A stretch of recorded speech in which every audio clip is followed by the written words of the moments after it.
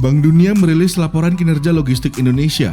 Berdasarkan Logistic Performance Index atau LPI, Indonesia turun 17 peringkat dari posisi ke-46 pada 2018 menjadi ke-63 dari total 139 negara pada 2023. Penurunan kinerja logistik Indonesia versi Bank Dunia itu membuat mantan Menteri Kelautan dan Perikanan Susi Pujiastuti buka suara.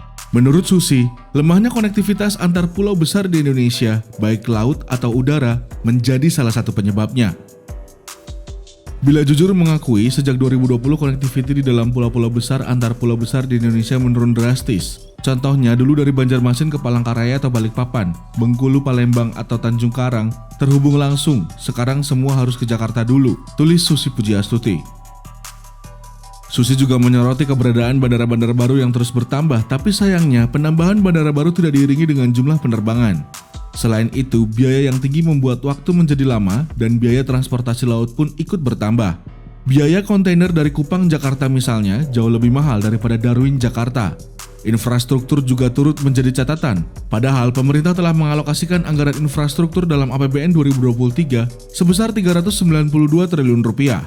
Berdasarkan data Kementerian Keuangan, pada era Presiden Joko Widodo, anggaran infrastruktur RI melonjak 120% dari sebelumnya 177,9 triliun rupiah pada 2014 menjadi 392 triliun rupiah pada 2023.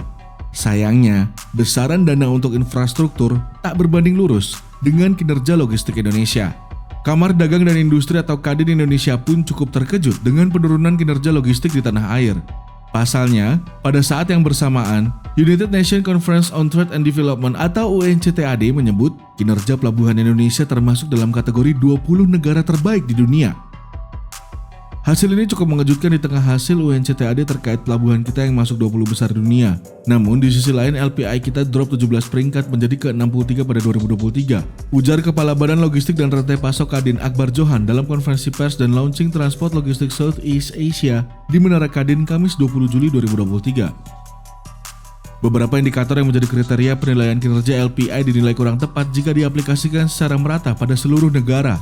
Akbar menilai, seharusnya ada indikator yang dapat mempertimbangkan kondisi Indonesia sebagai negara kepulauan, apalagi posisi Indonesia sebagai negara kepulauan memunculkan tantangan tersendiri dalam upaya standarisasi pelayanan logistik. Hal tersebut kemudian perlu dilengkapi dengan adanya sebuah dashboard yang dapat menyajikan data-data logistik terkait secara real-time, sehingga pemangku kepentingan terkait termasuk Bank Dunia dapat memantau kriteria-kriteria tersebut secara cepat dan tepat. Adapun, Akbar mengatakan, Kadin menganggap hasil laporan tersebut sebagai perspektif pihak lain terhadap kinerja sektor logistik Indonesia. Menurutnya, seluruh stakeholder terkait perlu merespons laporan ini dengan terus meningkatkan kolaborasi dan koordinasi agar kinerja logistik dapat terkerek naik.